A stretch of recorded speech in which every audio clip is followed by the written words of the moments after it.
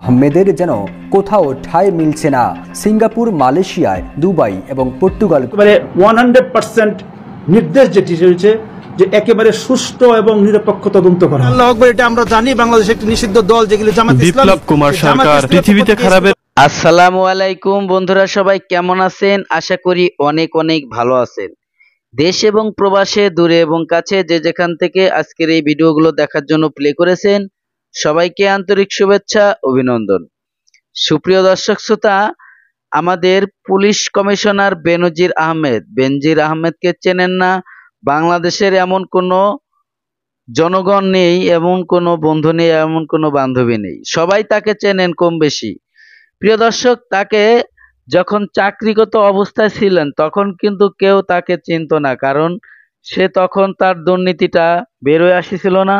যখন চাকরি থেকে অবসর নেয়, রিটায়ার্ড করে, তখনই চাকরি ছাড়ার 2 মাস পরেই তার হুলিয়াজারি শুরু হয় এবং গোয়েন্দা বিভাগের তৎপরতায় দুদকের মামলা দিয়ে তখন তাদেরকে চেনা যায়, যেখানে এই বেনজির আহমেদ সাবেক পুলিশ কমিশনার, উনার নামে 1400 একর জায়গা যখন এই দলিল পাওয়া যায় এবং আনুমানিক 3 থেকে 4 হাজার কোটি টাকা এই দেশের থেকে পাচার করেছে, এরকমের একটি ঘটনা আমরা বিভিন্ন গণমাধ্যমে দেখেছি। দর্শক, প্রশ্ন হচ্ছে, এই বেনজির সাহেব এত টাকা পালক কোথায় পেল এবং এই টাকার উৎস কি ছিল, কি ওনার বিজনেস ছিল? আজকে দেশের জনগণ এটা জানতে চায়। সম্মানিত ভিউয়ার্স, এই বেনজির আহমেদ এতটাই উগ্র ছিল, অফিসার হিসেবে খুবই জঘন্য ছিল। যখন তাদের সাথে সিনিয়র এবং জুনিয়র অফিসাররা কাজ করত, একসঙ্গে একই অপারেশনে যেত, তখন তারা অনেক কিছুই অনুভব করতে পারত, কিন্তু কিছু বলতে পারত না, কারণ তিনি ছিলেন পুলিশ কমিশনার, পুলিশ মহাপরিচালক। আর এনার বাড়ি ছিল গোপালগঞ্জে এবং সাবেক প্রধানমন্ত্রী ছিল, মাননীয় প্রধানমন্ত্রী ছিল শেখ হাসিনা, এবং শেখ হাসিনার বাড়ি ছিল গোপালগঞ্জ। এবং গোপালগঞ্জে যাদেরকে চাকরি দিয়েছে এবং যে কোনো বাহিনীতে গোপালগঞ্জের লোক বেশি ছিল, এবং গোপালগঞ্জের এমন এমন কিছু চাকরিজীবী কর্মরত ছিল যাদেরকে সাথে অন্য অফিসাররা কথা বলতেও সাহস পেত না। তারা দেখতেছে দুর্নীতি করতেছে, তারপরেও কিছু বলার সাহস করতো না। যেমনটি করেছে এই বেনজির সাহেব। বেনজির সাহেব এখন কোথায়? তিনি কিন্তু এই বাংলাদেশের থেকে, যখন ওনাকে নিয়ে দুদকের মামলা করা হয় এবং বিভিন্ন গণমাধ্যমে আমরা দেখি, তখন কিন্তু আমরা জানতাম উনি বাংলাদেশে নেই। তার আগেই উনি বাংলাদেশ ত্যাগ করেছে, বিদেশে চলে গেছে। কিন্তু আমরা এখন কিছু ভিডিওতে দেখি যে উনি অনেক পরে গেছে বাংলাদেশ থেকে, এবং এর সহযোগিতা করেছে একজন পুলিশ মহিলা কর্মকর্তা। প্রিয় দর্শক, এই যে ঘটনা, আসলে শস্যের মধ্যেই যদি ভূত থাকে, তাহলে ভূত কি কখনোই তাড়ানো যায়?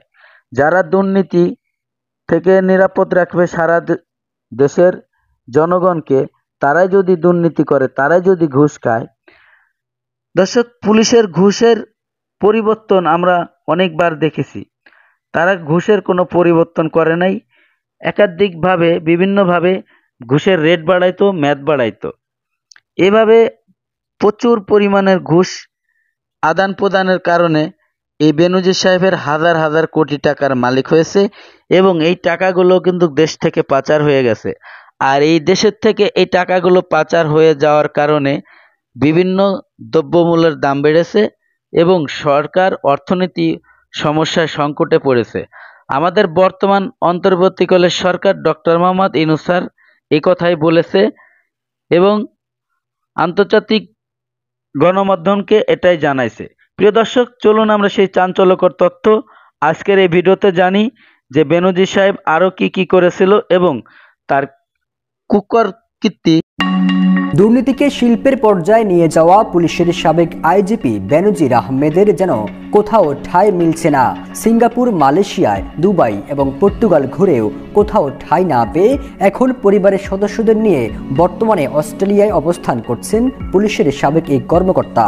তার দুর্নীতিকে যেন রূপকথাকেও হার মানিয়েছে। পুলিশ বাহিনীতে শোনা যাচ্ছে পোশাকের সৎ মানুষের আড়ালে তিনি ঘন্টায় ঘন্টায় ঘুষের রেট বদলাতেন। এভাবে বেনজির কয়েক বছরের মধ্যে হয়ে যান হাজার হাজার কোটি টাকার মালিক। সবার চোখে ধুলো দিয়ে ওই টাকায় ধন সম্পদের বিপুল সাম্রাজ্য গড়ে তোলেন তিনি। গোপালগঞ্জে সাবানা পার্ক, রূপগঞ্জে বাংলো, মাদারীপুরে ফসলি জমি সহ বিপুল পরিমাণ অবৈধ সম্পদের সাম্রাজ্য ছিল তার। গণমাধ্যমে সংবাদ প্রকাশের পর এই অবৈধ ধন সম্পদই তার জন্য কাল হয়ে ওঠে। তার এসব সম্পদ এক ঝটকায় ক্রোক করে সরকার।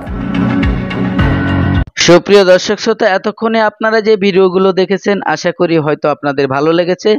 আর যদি ভালো লাগে থাকে অবশ্যই আপনার মূল্যবান মতামত কমেন্ট বক্সে কমেন্ট করে জানাবেন। প্রিয় দর্শক, এখন আপনাদের সাথে আরো কয়েকটি ভিডিও ক্লিপ শেয়ার করব। আমাদের সাবেক পুলিশ কমিশনার, পুলিশ কর্মকর্তা বিপ্লব কুমার সরকার, এই বিপ্লব কুমার সরকার কিন্তু একজন পুলিশ কমিশনার মধ্যে অন্যতম অফিসার। প্রিয় দর্শক, আমরা বিগত সময় দেখেছি এই বিপ্লব কুমার সরকার এমন কিছু কর্মকাণ্ড করেছে আমাদের দেশে। ইনি কিন্তু একজন বেধর্মী এবং আমাদের মুসলমান ধর্মের না, মুসলমান ধর্মের অনুসারী না, উনি একজন হিন্দু ধর্মের অনুসারী। প্রিয় দর্শক, আমাদের এই মুসলমানকে নিয়ে অনেক সময় অনেক মন্তব্য এবং কটূক্তি করেছে। অনেক সময় মানুষ ক্ষিপ্ত হয়ে কিছু বলতে চেয়েছে কিন্তু পারে নাই। যেমনটি আপনারা দেখেছেন ভিডিওর মাধ্যমে, উনি বলতেছে জয় নারায়ে তাকবীর আল্লাহু আকবার, এটা এই বাংলাদেশের এই স্লোগান নিষিদ্ধ। আমি বলতে চাই, কে ওনাকে এই পারমিশন দিছে নারায়ে তাকবীর আল্লাহু আকবার এই স্লোগানকে নিষিদ্ধ করছে কে, এবং কে ওনাকে অনুমতি দিছে, এবং এই স্লোগান যে দিবে সে নাকি জামাত শিবির হয়ে যাবে। আচ্ছা, বুঝলাম নারায়ে তাকবীর যে বলে, আল্লাহু আকবার যে বলে সে জামাত শিবির। সে কি জামাত শিবির কি মানুষ না? সে কি এই দেশের গণতন্ত্র অধিকারী জনসংখ্যা না? সে জনগণ না? তাহলে তার রাষ্ট্রীয়ভাবে কথা বলার অধিকার আছে? প্রিয় দর্শক, এই বিপ্লব কুমার সরকার আরো কি কথা বলেছে এবং আমাদের এই ধর্মীয় উৎসব নিয়ে অনেক সময় আরো কি কি কথা বলেছিল এবং জামাত শিবিরকে নিয়ে, বিএনপিকে নিয়ে কি মন্তব্য করেছিল, চলুন সেই চাঞ্চল্যকর সেই তথ্যটি আমরা আজকের এই ভিডিওতে জানি। সুপ্রিয় দর্শক শ্রোতা, ভিডিওতে যাওয়ার আগে ছোট্ট করে একটি রিকোয়েস্ট করব, আপনি যদি আমার চ্যানেলে নতুন বন্ধু হয়ে থাকেন, ভালো লাগলে আপনি চ্যানেলটিকে সাবস্ক্রাইব করে রাখবেন, ভিডিওটি লাইক কমেন্ট শেয়ার করে দেবেন।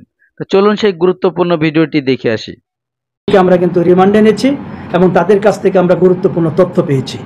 সেই তথ্যগুলি আমরা বিচার বিশ্লেষণ করে আমাদের অভিযান আমরা পরিচালনা করেছি এবং এগুলি অব্যাহত থাকবে।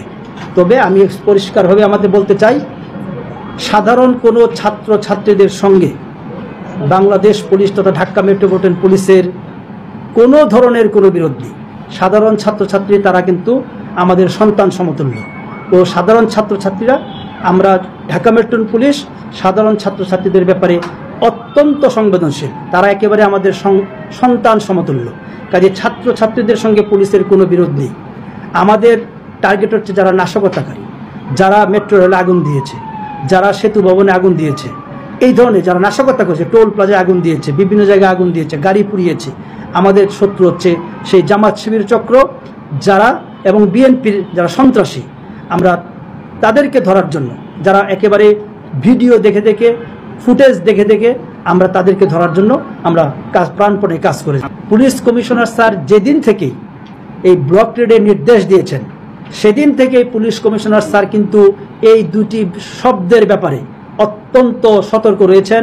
আমি ব্যক্তিগতভাবে সাক্ষী হিসেবে রয়েছি। পুলিশ কমিশনার স্যার সবাইকে নির্দেশ দিয়েছেন যে এই ধরনের কোনো সংবাদ যদি পুলিশ কমিশনার স্যারের কানে আসে, সঙ্গে সঙ্গে দায়ী ব্যক্তিকে শুধুমাত্র প্রত্যাহার নয়, তার বিরুদ্ধে একেবারে সর্বোচ্চ আইনগত ব্যবস্থা গ্রহণ করা হবে। এই পর্যন্ত আমার জানা মতে 53টি মামলা রুজু করা হয়েছে বিভিন্ন থানায়, 302 ধারায়, যেগুলো হত্যাকাণ্ডের ধারায়।